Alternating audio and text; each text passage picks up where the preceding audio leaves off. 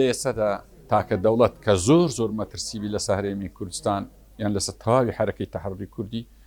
تورکیا ئەیش بەهۆی ئەوەی ئەو مەلەفانەی کە هەری گرتیا و لە ڕووی ئیعلامیش حتا جامیعاتەکانیشی تەنانەت کەلیمەی کوردستانیان قبول نییە بە هەرێمی کوردستان ئیقلیمی شیمال کە لە دەستوری عێراقیش تۆمارە ئێمە دەزانین تورکیا کۆمەڵێک مەلەفی دژی هەرێمی کوردستان هەرگرتیا وەکو بێ ئۆپشنێکی بی ئەگە هەر ئەگارێک بوو بۆ ئێستا کوردستان یان عێراق هەشتێکی بەسەر بێ لە بۆ پرسی مافی چارە نووس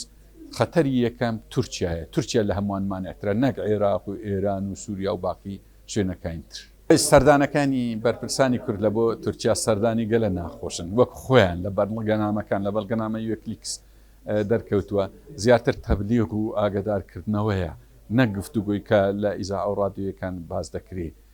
وەک خۆیان گوتیان ئیزعاستنیە چکە تەنها ئەوامرە بەسەر بەرپرسانی کوردیش خۆیان ئەو بژاردەیان کردی.